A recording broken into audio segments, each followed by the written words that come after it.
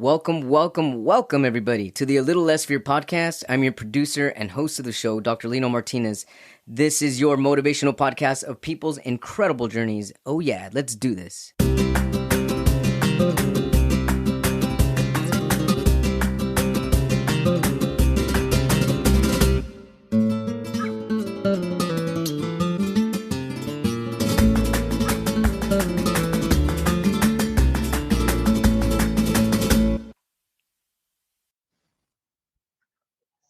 Welcome back, everybody, to the A Little Less Fear podcast. Today, I would love to welcome Andreas Anthony.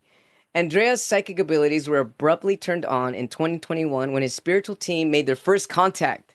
Since then, Andreas has been connecting spiritual seekers to their spirit guides and galactic teams through channeled readings every week.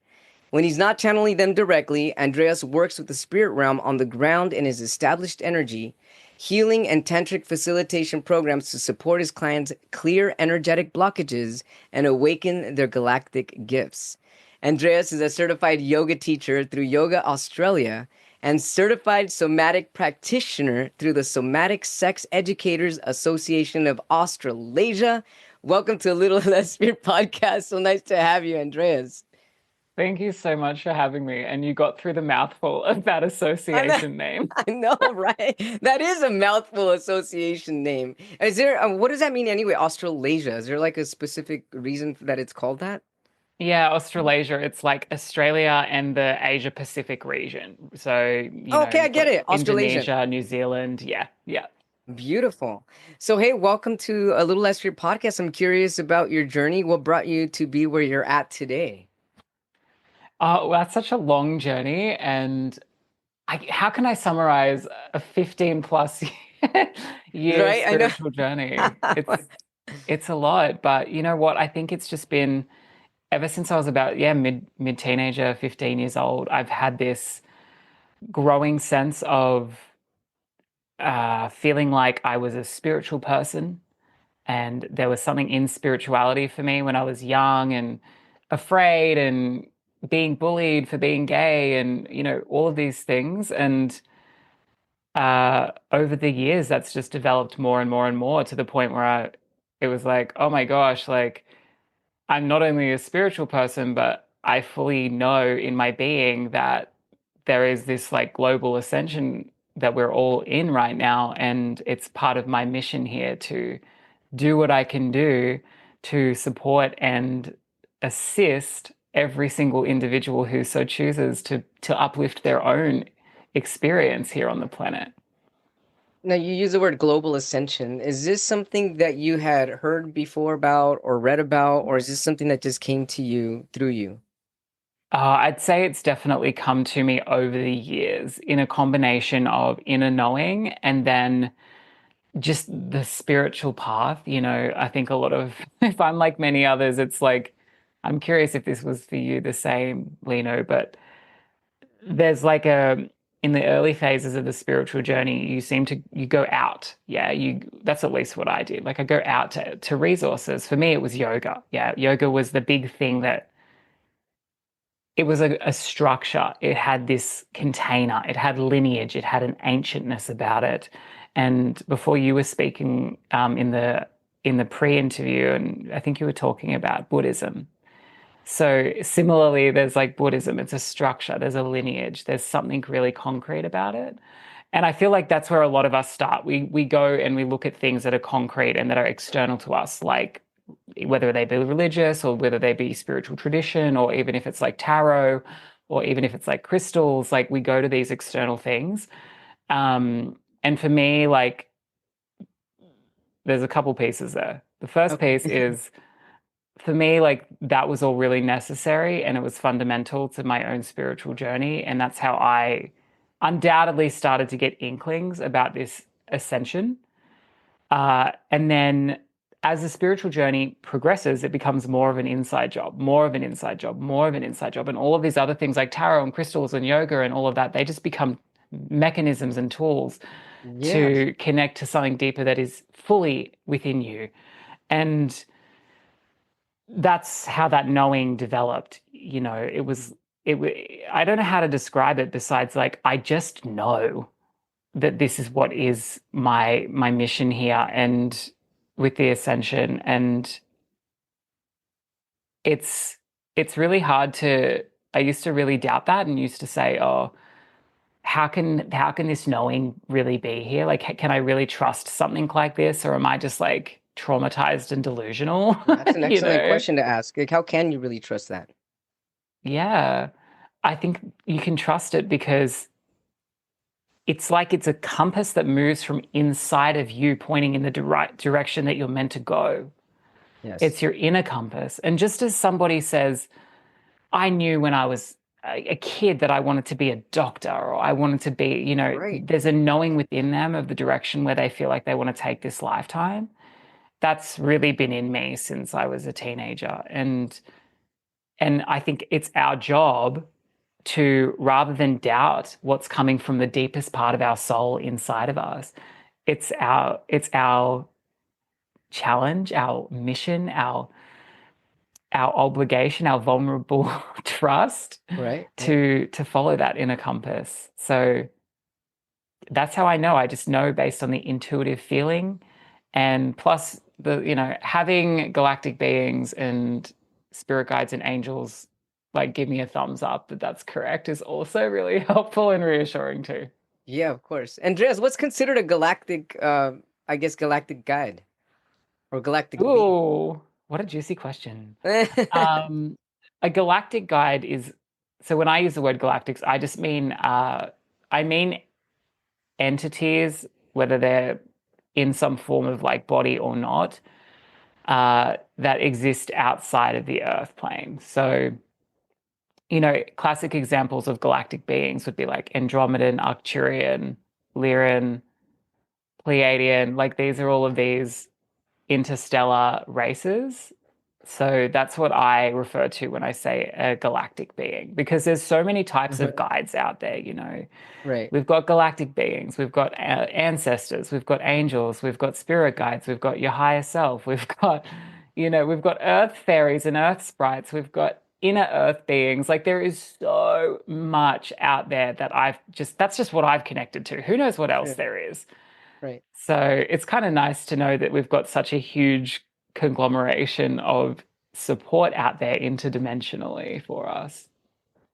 As you're saying this, it really is. And as you're saying that, my mind's just like going like this, like I'm expanding, like just seeing it all as you're saying this. I Mm. I would just as you're saying this, and I heard intergalactic, interstellar, or beings, and then I thought of the word beings as you were saying this, and I thought, well, so a being can even be light energy, correct? It's because so then a human being, a being is just the act of, or the process of, or the illumination of, or the energetic vibration of a type of existence. Mm. I'm Yeah. just feeling, is that what that is? I've never really thought of it that way, because it's always like, well, you're a human being, or you're either a being or you're not. So it's like, wait, hang on, Yeah. let's talk about this a little bit more, because there's different types of beings. So the being is really the type of energy that it takes form in. So it's like being is the word energy is what I'm feeling. And if you're human, you're Yes. being the energy of a human. If you're an interstellar being, you are being the energy of interstellar energy, I guess. Does that make sense? Yeah, I absolutely love that. And you know what? I've never thought of it in that way either with the word being. So I completely resonate with that. And I think you're onto something there, that you're right. The word being is a word for energy, for light, for lightness. And whether that being has decided to show up in some form of incarnated vessel, i.e., a body, Right. Yeah. or not. Sure. And, of course, as we get into those high vibrational paradigms, like, yeah, like there's no need to be in a physical form, but there's also so much delight and joy that our soul wants to take by being in a physical form. And Yes. the other piece that I feel inspired to talk to with what you were sharing around that is that, like, the deeper we go into it, the more collective this being becomes, because here as an individual soul fragment, as a human being, we're Right. experiencing what it's like to be in the illusion of being separated from source.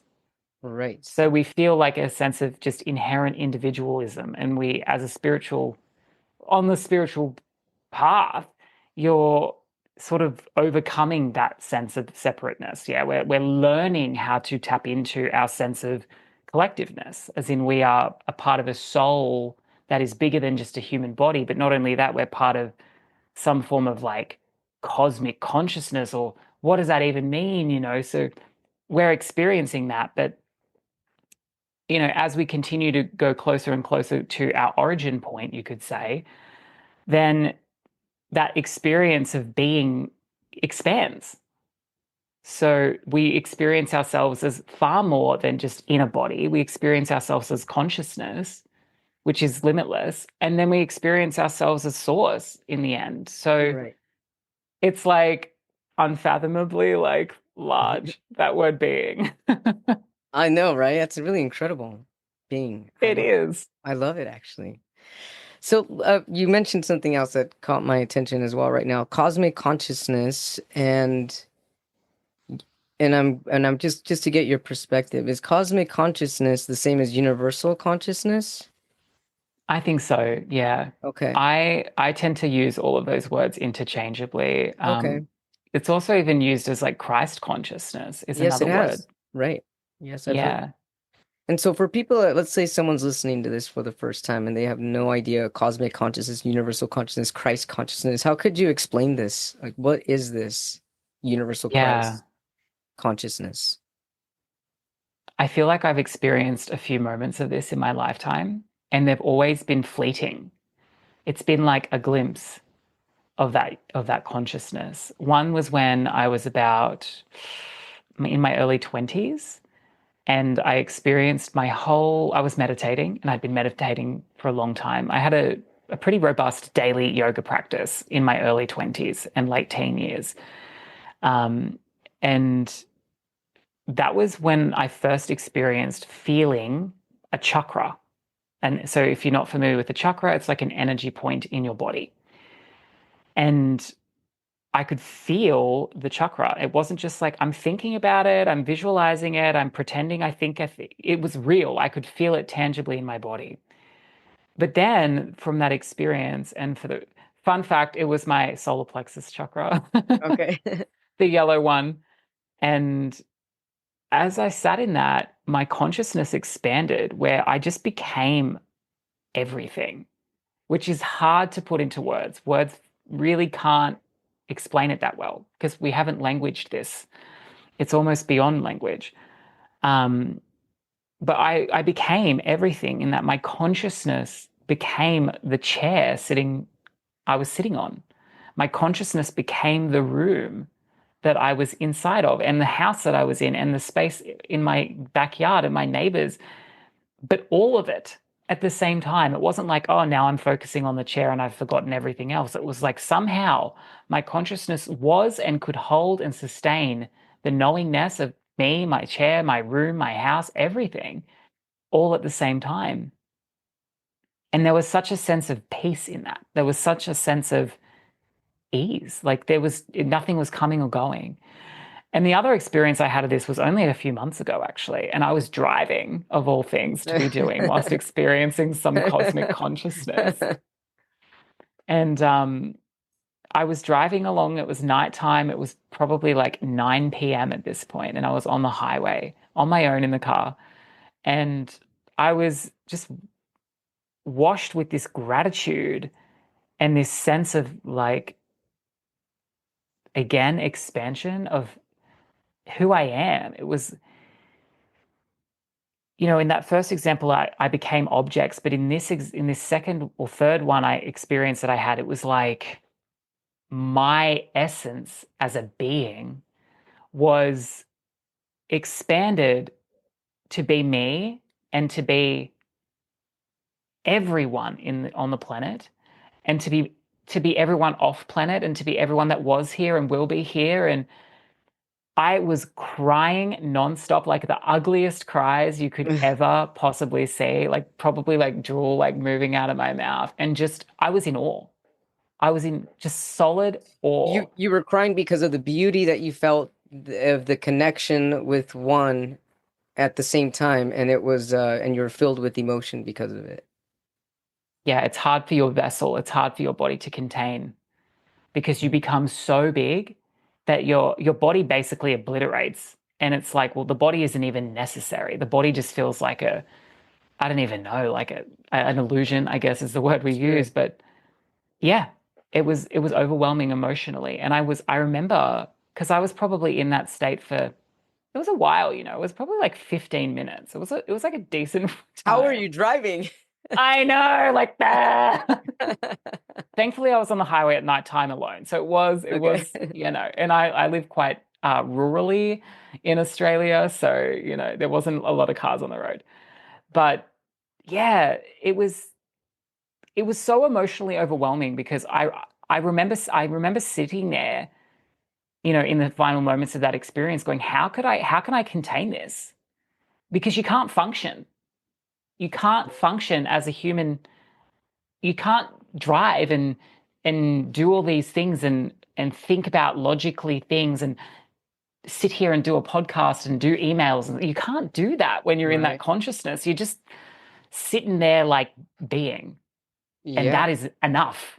There's nothing else required to fill you, to sustain you, and maybe, this is just a guess, maybe that's why we do separate our consciousness from that a little bit when we come into these physical bodies to play out this It's game too that we're much all for the body playing. to sustain. Yeah, it's too much light. And I mean, that is part of the ascension process. Like, that's a whole Mhm. rabbit hole that we could go down, is the way that our body, through this process, is Mhm. learning to hold more light. Our body is learning to hold more light.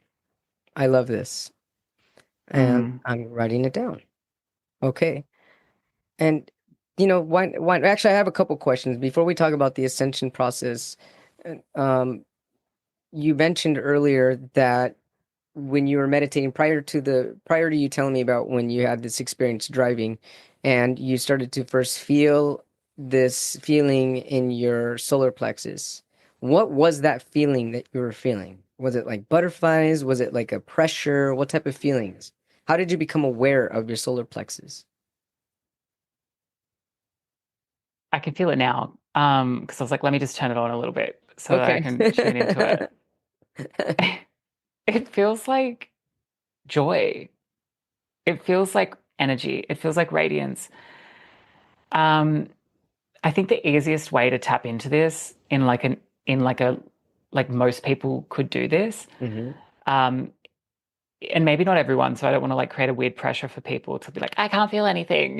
Sure, sure.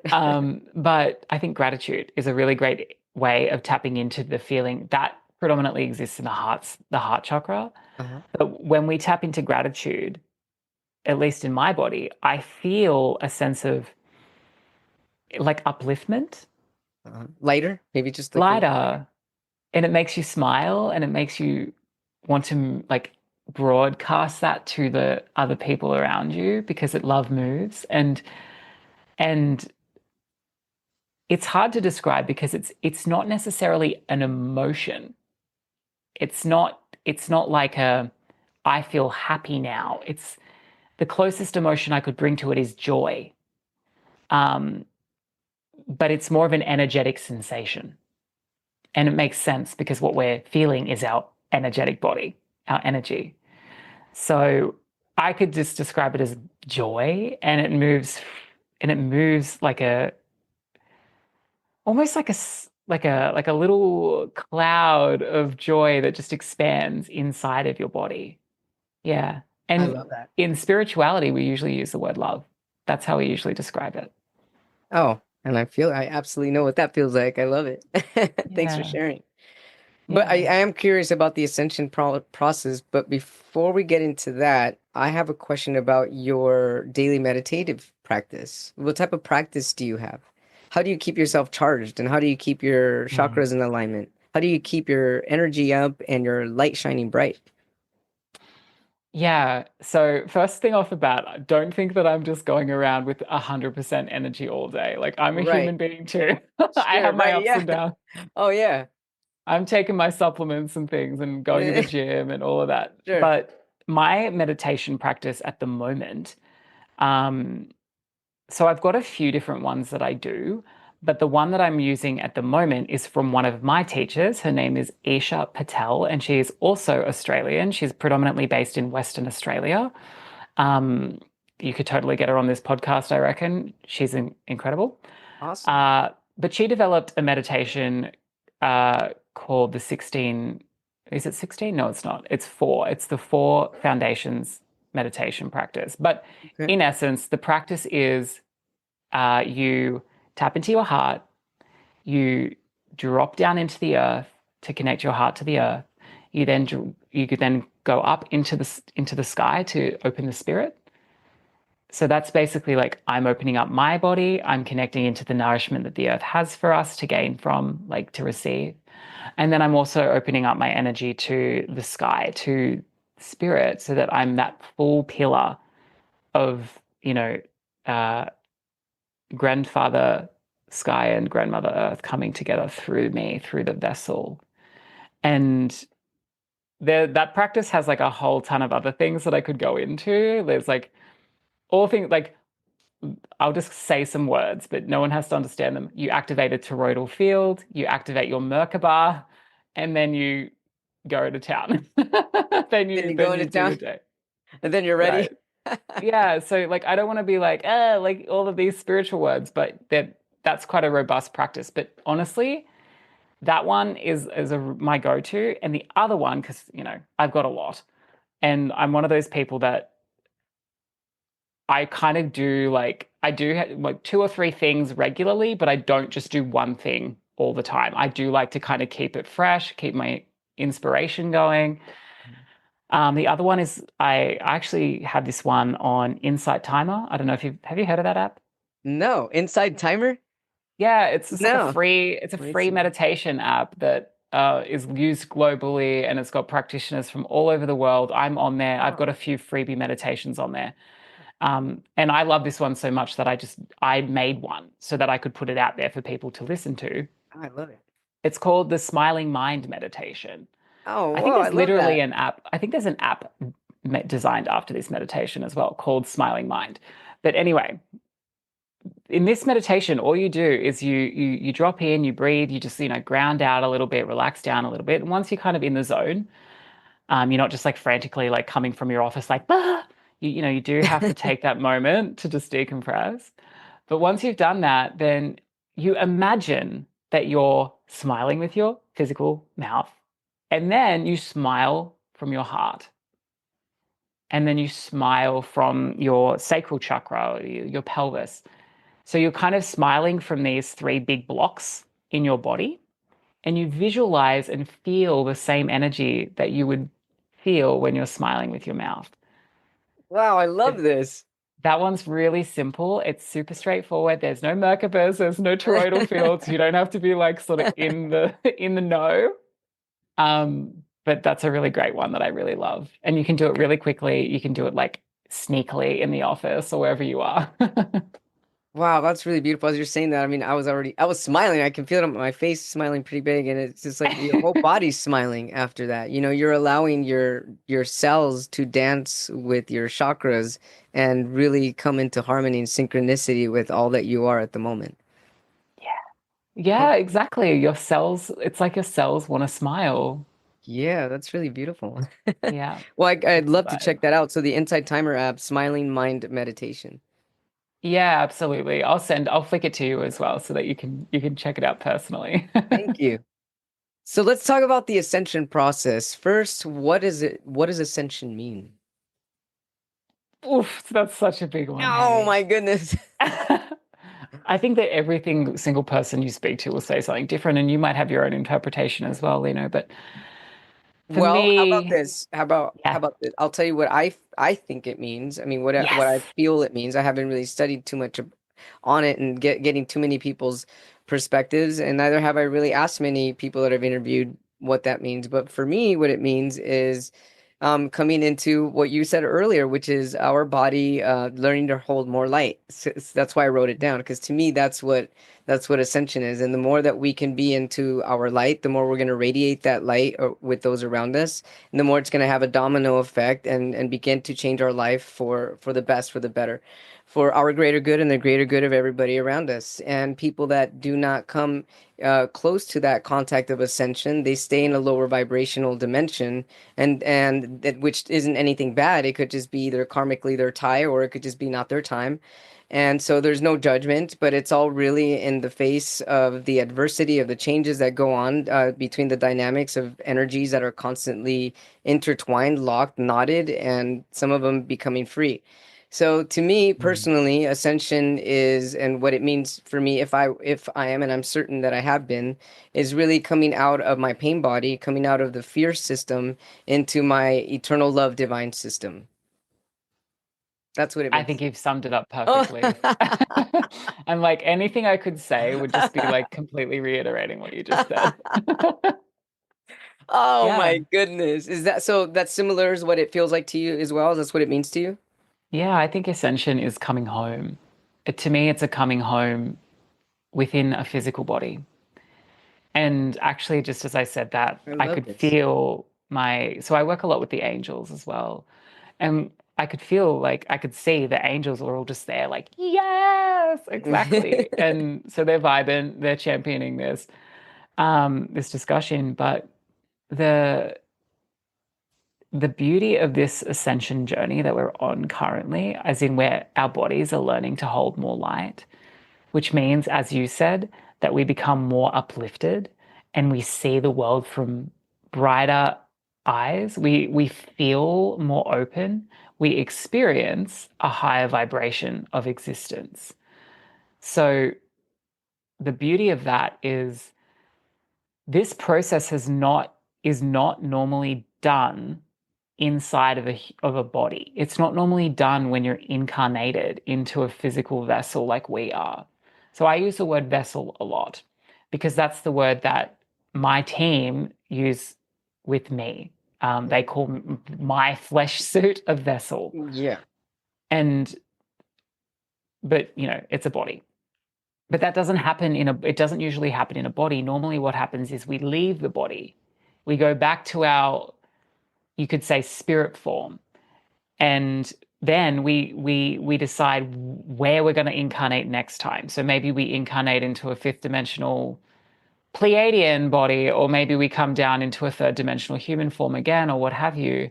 So this is a really special time to be actually in the physical ascension whilst we're staying in the form. We're not leaving the form. Like we're not zipping out and come back, and for the most part, we're staying in the physical form. So what that means is we have a real time experience, and it's been taking place for a while and it's still got some time to go, but we're in that period right now where our bodies are calibrating more light because there's so much light coming from the sun, like big time. And it's like our bodies are like sponges. Our cells are like absorbing this light. They're breathing it in. And as this light occurs, or this light enters our body, it starts to push up against the density that we're carrying. So that density is trauma, stories, Sure. conditioning, what Right. our parents taught us, what our culture taught us, what our society taught us, religion, all of these things that have made us go, oh, I'm this and nothing else. I'm that and they're this, me versus them, us versus them, like all of this conditioning that we have. It pushes up against that. And then we basically have two choices. We either alchemize that stuff, we heal, we deal with our stuff. That's why everyone feels like they're losing their mind right now, because it's all coming out on a personal level. And or the other option is we don't deal. We just push it away. We go back to our addictions. We just numb ourselves out with TV and food or whatever the things are. And no judgment on this. And yeah, like you said, we stay. We stay in that vibration that we were all comfortably calibrated in before, but we're not comfortably there anymore. because the ascension energy is making us move. It's raising our vibration, whether we like it or not. So the only way to stay into that lower vibration is to dig your heels in. And what will do that? It's fear. Mm-hmm. Fear of the unknown, fear of taking the next step, fear of taking a risk, fear of trusting yourself, whatever it Sure. might be. So, you were saying that some people go and some people stay. And what I would say to that is the people that are too scared and that or won't get the support to help themselves feel better or feel more supported to take the leap or whatever it is, like the only reason they're staying is by choice. The only reason they're staying is because they've made a choice on some level to go, I can't put more light in. I can't deal with this. I'm too scared to bring more sovereignty into my life and to accept more Sure. lightness Sure. because the leap is too far for them. So what they do is they stay and suffer because you can't you can't stay and just be chill anymore. You either move with the energies that are presenting, or you dig your heels in and pout your lip and you suffer. And even just me saying that, I'm like, oh, that's so dramatic and so icky to be like, oh, come with us, otherwise you suffer. There's like these weird religious undertones. Yeah. But the truth of the matter is that you choose. Every individual soul chooses along this ascension pathway. And the easiest choice is to just follow the energy because it's already lifting you up. It's already pushing you in the direction of the healing you might need to do. But you have to go, okay, I will try. I will follow it. I won't dig my heels in. I will trust this. Yeah, definitely. As you're saying that, there's another thing I was thinking right now. So, and what caught my attention was when you said that light is pushing up against our density. Could this also be the reason why that some people experience like physical sensations, even pain and sickness, illness when they're going through the ascension process? Yeah, it's that the and this is my take, but the angels are with me and they're nodding. So if I'm wrong, I get this like meh, like I usually get like a psychic block and they're just like, no, stop talking. But they're vibing. Um yeah, it's so ascension symptoms are interesting because they're not as much as a thing as they were, which is nice because we're like, 5 years ago, everyone was talking about ascension symptoms and stuff. Mm-hmm. And they're still a thing, but they're not as bad because we're calibrated a lot higher than we were 5 years ago. But what happens is the light is like squeezing whatever is already there.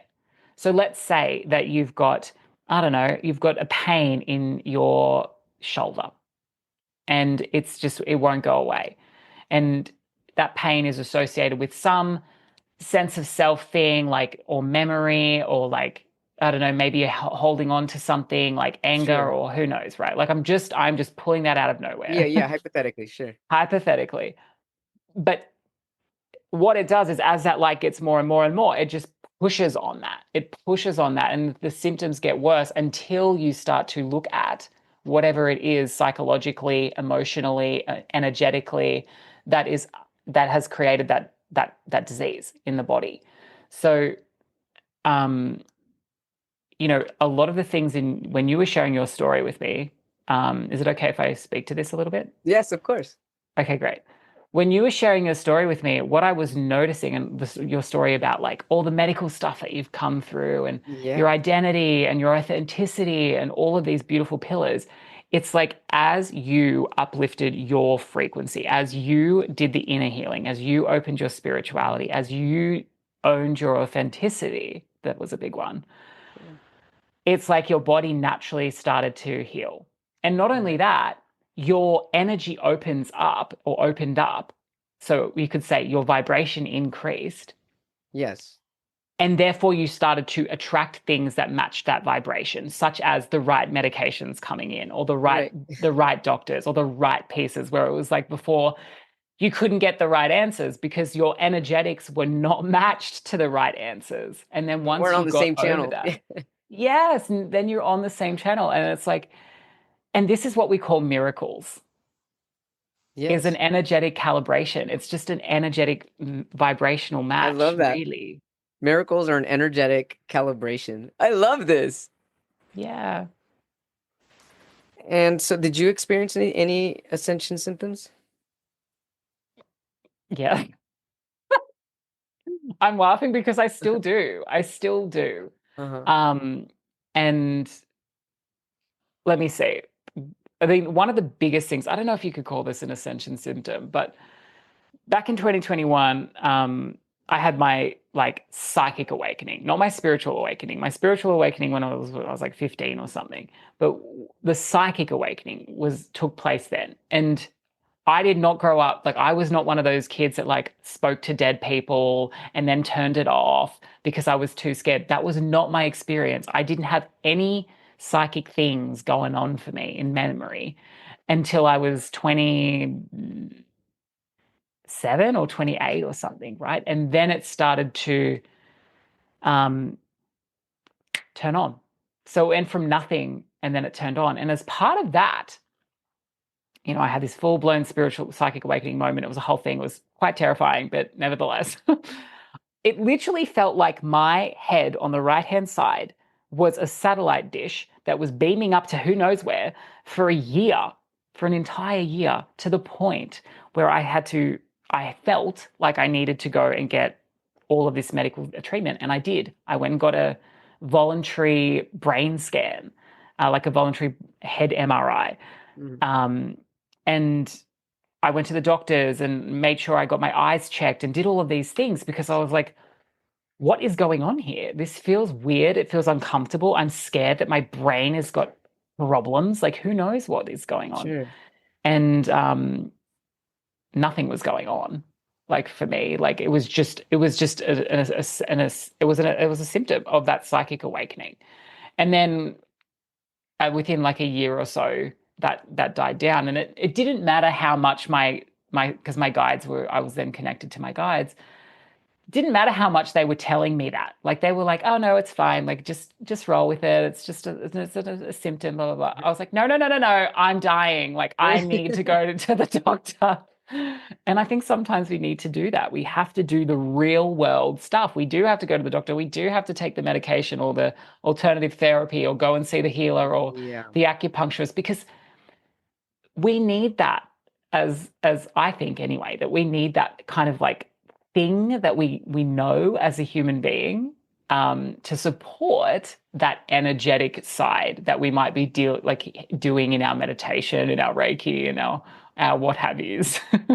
I love how you're saying that because there's been many times when I was tapering off some medications and doctors wanted to maybe bring in another medication to help support, some withdrawal symptoms, certain medications, and I was against it. I wanted to do it all on my own. And though I did with a lot of the medications, I feel that perhaps the suffering could have been quieted down a little bit because it is okay to get help for the physical body while you are becoming more light.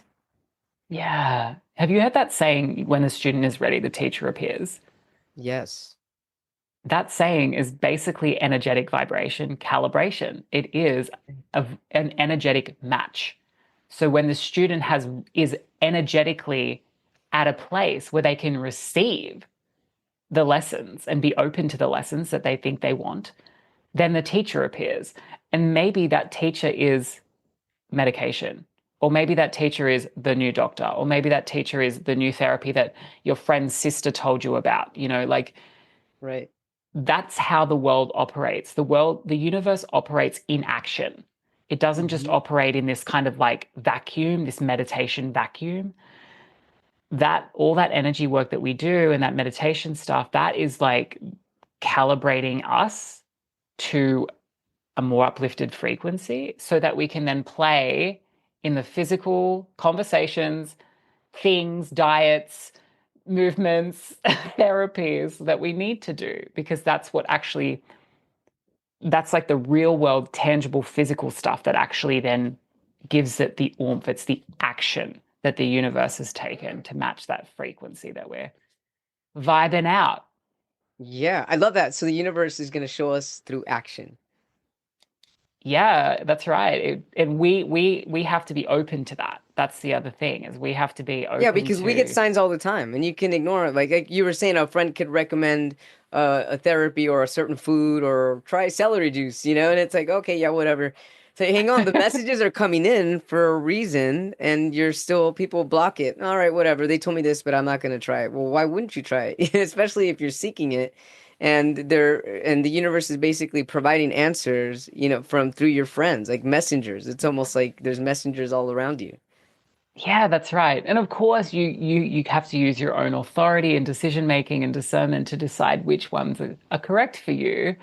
Um, but that process does become easier when you get more connected to your inner compass, into that when you do the practices to like Sure. meditation to uplift your frequency. It becomes easier to make those choices, Mhm. and to know what is the right choice. Maybe it is celery juice. It's so funny you mentioned that because I'm totally doing celery juice at the moment and loving it. I think it's great.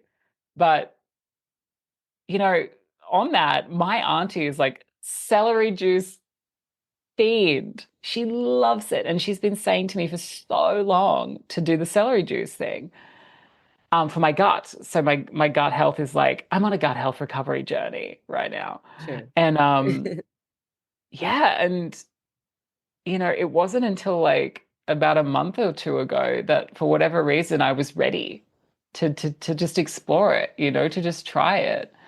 Whereas for the last few years, for whatever reason, there was a blockage in my frequency that was It's like, interesting how nah, that happens. yeah. And you know what? It's really helping me. And of course, part of me goes, oh, well, if I had done it 3 years ago, then blah, blah, blah, like Right. there's that sort of like hindsight piece. But there's also a trust in that, like, the timing is divine, and I'm obviously in the right place now to receive this, Right. what I would call medicine. I'm not doing health advice here or anything, but for whatever reason, I wasn't before, and I just trust that. Yeah. Yeah. Oh, I love it. Yeah, celery juice is great. I used to suffer from eczema, and then I was kind of started to read a lot of the medical medium books. And first I was resistant to it. I was like, well, how does he know all this stuff? And then I started really reading about celery juice, and I felt really gravitated towards it. And within 2 months, the eczema in my body was completely gone. And so I had Wow. strong faith with celery juice, and I drank celery juice I mean, I did this morning, but every day for a little about a year and a half. And now I do it, maybe I drink it maybe every other week or so, but for a year and a half I drink it religiously every morning, and it healed my skin completely. Wow, I that's know. I incredible. know it is. Yeah. It's doing great things for me as well. Like it's definitely making my gut feel a lot more like soothed and eased, and And also everything starts I'll with take gut it. health. So if you have a healthy gut, I mean, of course your skin's going to be better. Everything else is going to, your digestion, everything, Yeah, absolutely. including your Is this gonna emotions. is the this is gonna be the celery juice podcast I know, now? right? Next time we'll go live with our celery juice. We'll be like, here it is. Yes. It's got to be pure. Make sure it's is fresh from the closest farm next to you. All kinds of stuff. I've heard that actually, that the closer the farm is to where you live, I mean, because you're getting it in its purest form when it's freshly picked, rather than it being, imported and on shelves and it's taken longer. So the fresher you have it, the best it's going to be for your body, mind, and soul. Yeah, Yeah, absolutely. I absolutely. love this. Right then. How are you feeling?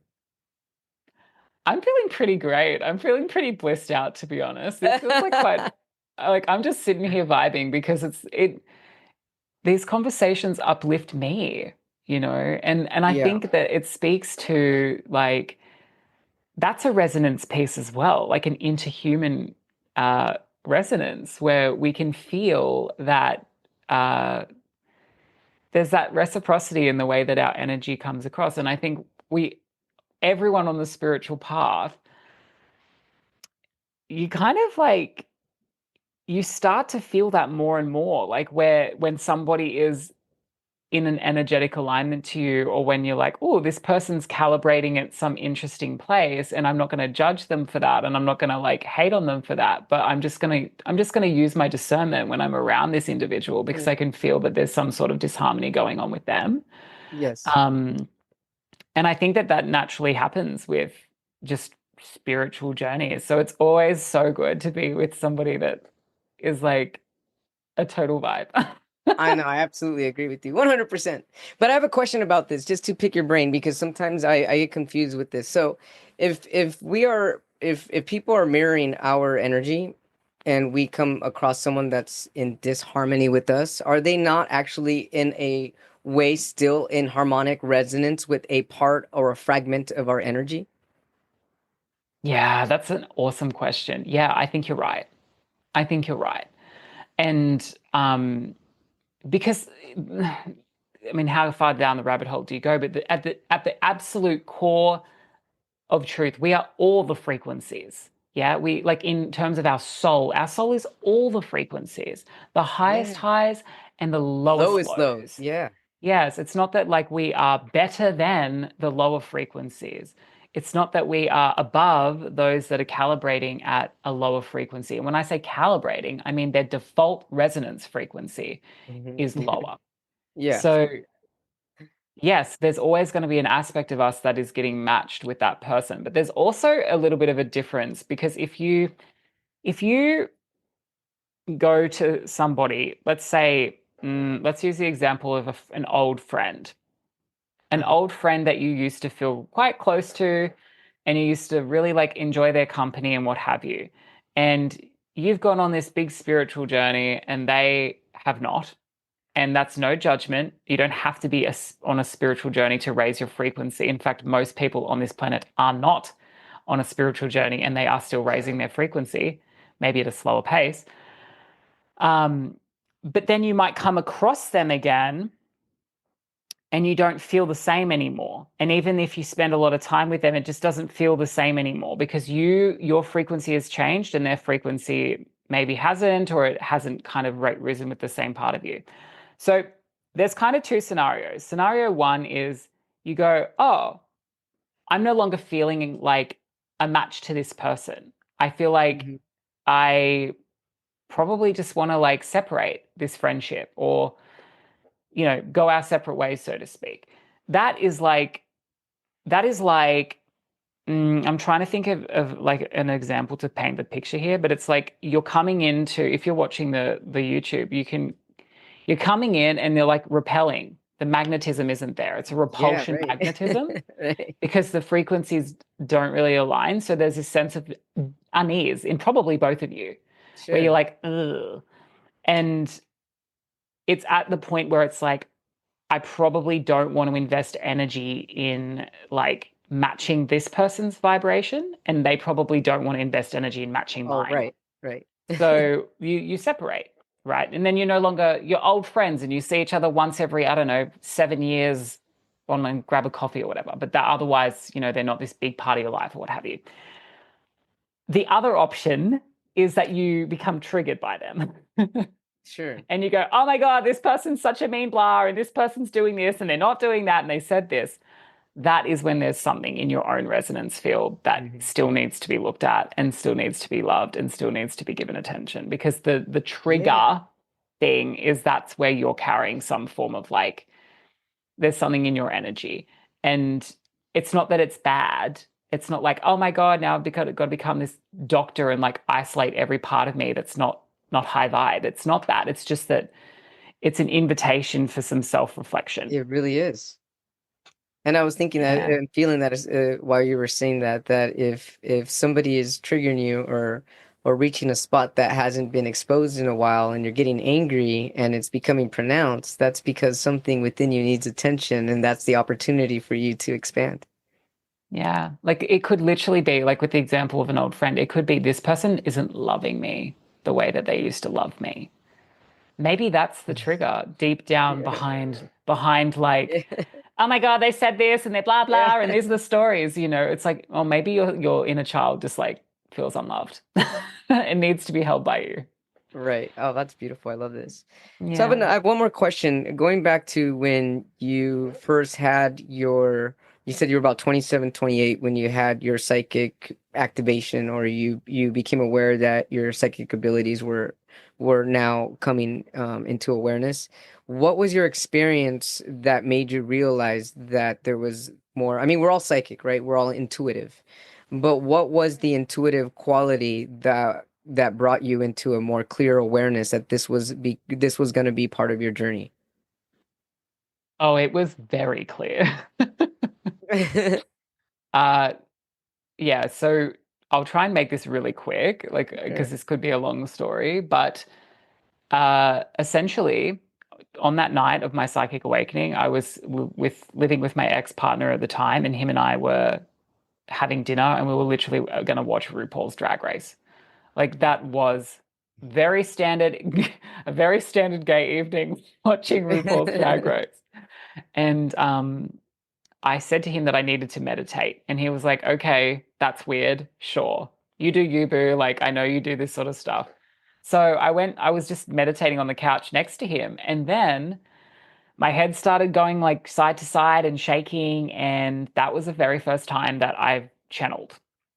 And that was that was a channel where I wasn't in control on Mhm. that channel. I couldn't stop it.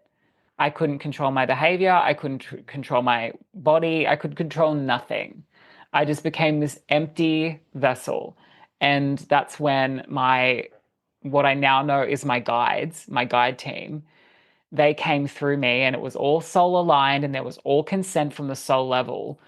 Um, and they spoke through me, and they actually spoke to him first. They spoke to my partner at the time, and they said in this like deep, very manly, like booming voice. It was like almost like not my voice. I was like, wow. They said, this is about to happen. It's going to be this like psychic spiritual activation. This is ordained. This has been coming for years and years, and it's all happening now. And like they enrolled us both into the situation. And then that basically cued like a 4 hour event of me going through all kinds of things, but essentially it was opening my channel, calibrating my body. There was a ton of like body energy activation so that my body could hold and sustain whatever it was that was coming through psychically. Um, so yeah, that's how I know. Because it was like And out of this world. when all that happened, do you have recollection or memory of it? I do. I have memory of most of it. So there's definitely chunks that I don't remember. Um, but one part of this story that I love to tell because it really helps me verify and validate this experience was that so in Australia we have 000. That's our equivalent of 911. Okay. So he was like about 2 hours in, he was like, "This is bonkers. I'm scared for you.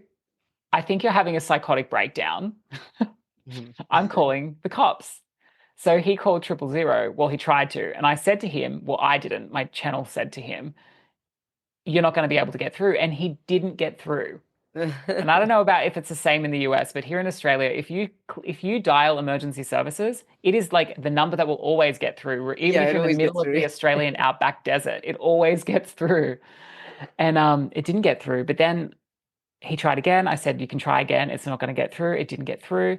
Then he tried to call his mom, and I said, "That's fine. You can call your mom." And he did get through. So his phone was clearly working. He clearly was in cell reception service area. It's just for whatever reason he couldn't call the authorities. And they said that they were blocking the call. They were blocking the call because the process had to complete. We didn't need cops coming in and like making it a whole damn thing. Hmm. So they literally blocked the call. And to this day, that is the thing that he is like, I just can't rationalize that. Like that's the thing that makes him go, holy crap. And for me, that's like one of the core memories of that evening because I go, wow, like that was something that I really can't explain. Did he record any of it? He did record a couple of pieces, and there was two pieces he recorded. I've got one of them and the other one I can't find, and I've tried. Um, one of the things he recorded was me talking about dimensions. And I was talking about like going, well, I wasn't. The channel was, again, it was the channel because it Hmm. wasn't like the channels I do on YouTube where I'm actually fully conscious of what I'm saying. Yeah. It was like, where am I? And they were talking about the dimensional upgrade that we're going through all the way through to the 12th dimension. Oh, wow. So it wasn't like the fifth dimension is like pit stop, that's it. It was just like as a collective, we're moving to the fifth dimension. Mhm. That's like what we're doing as a collective right now. But as an individual, endless, as a Mhm. soul, endless, it's Mhm. not like five and done. So they were talking about that. And then the other really interesting thing that he got on film, but I've never posted this because it's very personal and it's like it's full Sure. on. Maybe one day I'll feel like it's the right time. But I'm laying on the bed and it's like what I say is 12-strand DNA activation, 12-strand DNA activation, 12-strand DNA activation. So I keep saying that. And then my body just starts fitting. Like I go into some sort of fit. Uh-huh. Um, and I'm making sound, light language sound. So Mhm. a key component of that physical activation for my body was sound. Sound was like, because sound is vibration, sound is frequency. When we make Yeah. sound, that frequency like hits our body. Yeah. So that's why when you go into like some sort of like, I don't know, cathedral and then the choirs singing, and it's like, wow, this Oh is yeah, like gorgeous. Yeah, magical. it is. Um, yeah, so I was basically making this noise, but I was fitting. I wasn't in like a full blown fit, but that's what it was reminiscent of. Mhm. And it was like, like it literally was just like the sound was Yeah. in just, I can't even describe it. But nevertheless, he got that on camera as well. And I don't know if my 12th strand DNA activation is truly activated or what. I don't think you can test that in the medical field, but that's what happened. And so ever since then, like, is it easy for you to channel? Like, can you just get into that channeled state really easily? Yeah, I wouldn't say it's flicking a switch. I do have to do a little bit of a drop in, Mm. and I the way I do it is I like tune into my heart first, like move into that frequency of my heart and like let that move around me so that I feel safe. And then I kind of move psychically into, you could say, in the third eye, in my imagination, I move into like a waiting room. And that waiting room is my safe space. It's where I hang out with my angels and whoever is in there at the time. And then I'll call in whoever it is that I want to connect to. So the thing about my channeling though is that I don't really channel anything that's not myself, which sounds weird because in the end we're all one. But I channel my higher self team, which are called the Galactic Council of Nine, which they tell me that name is just a name I chose. Then the name is completely irrelevant. What I'm channeling is my higher self team. I channel a Atlantean being, which was actually me in Atlantis. And then I also channel the angels. They're the big three that I predominantly channel. Um, when I connect to other beings, like um, galactics, like the Arcturians, like the Andromedans, like other people's spirit guides, I don't really channel them. I used to. I used to channel them, but it's more sovereign, so to speak, to actually be in a conversation with them psychically, as opposed to letting them come through and use my voice. Yeah, I can feel that. So, yeah, it's like, it's a stark contrast to that first channel where I was completely gone and I had no control of what was happening to me. That didn't feel very sovereign. It had to take place for my activation, but I didn't feel in control. And that's why it was scary for me. I didn't know what was Sure. happening. Oh yeah. So, as I've developed along the journey, I used to like let everyone just come through my vessel, whereas now it's like, no, no, no, I'm important too as Yeah. Andreas, Oh and we yeah. can be in this psychic channel connection together. And then, of course, I do let my own higher self and you know, my own energy come through me through channel. And so then you have clients and you help people discover who their spirit guides are? Yeah, yeah, that's one thing. Yeah. So basically that, like I connect into their team and I will bring forth any messages that their team want them to know. So I just did one yesterday for a client, and there was a lot about their business that they wanted to just give like ways that this client could support energetically their business.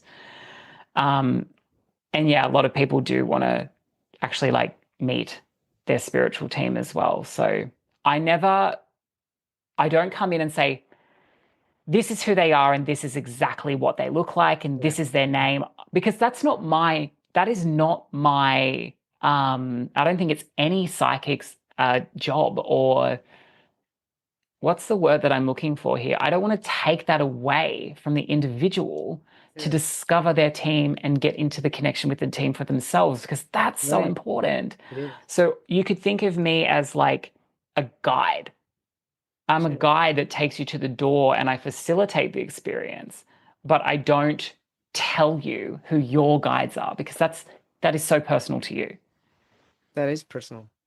Yeah. Andreas, this has been amazing. Thank you so much for connecting with me here on A Little Less Fear podcast. I have a little poem to read. I wrote it. So I've been writing poetry, or we could say channeling poetry, I guess, since I was like 5 years old. It's really incredible. Yay. I'm And so so I just, excited. I mean, I lovingly felt into your energy before, and so right before we went on live, I wrote this, and here it goes. And in the midst of vocalizing the songs of angels, I sing out the hymns of energies coinciding like a bursting star sprinkling golden dust, invisible to your eyes but felt throughout energetic auras, engulfing the stream of universal consciousness to unite us as one. And that's it. Oh, I love I'm just feeling that. That is so beautiful. Thank you so, so much for writing that. I just, Well, thank you for receiving it. I really appreciate your yeah. energy and your incredible light. Where can our viewers, our watchers, and our listeners find you and get a hold of you? Yeah. So if you find this on YouTube, I'm also on YouTube. Awake in the Game is my handle. Or if you Google Andreas Embodiment, that's like all of my stuff will come up. So Andreas Embodiment, you'll see all the socials. I'm on TikTok, I'm on Instagram, I'm on everything, you know. But if you are on YouTube, my YouTube handle is Awake in the Game. Awaken the Game. Andreas Anthony, everybody on A Little Less Fear podcast. So awesome to connect with you and looking forward to staying in touch. Absolutely. Thank you so much for having me. Yeah, It's been thank you so such a much. Wishing you pleasure. love and light. Thank you so much, everybody, for tuning in to A Little Less Fear podcast. If you haven't yet, hit that subscribe button. Tell your friends and your family about A Little Less Fear podcast. And if you are interested in being on my show, feel free to leave me an email at a little less fear at gmail.com. Or if you have any questions or comments and you also want to leave me an additional message, you can also do so from my website, leaving an inquiry at www.alittlelessfear.com. You can get a copy of my book on Amazon, Amazon Kindle, and Amazon Kindle Unlimited, also titled A Little Less Fear. And thank you so much, everybody. I really appreciate all the support. Leave me a review if you get a chance. I love to receive feedback, questions, and comments. And any way that I can be of support to you, please let me know. Thank you so much. I love you. Wishing you love, light, happiness, and many blessings your way.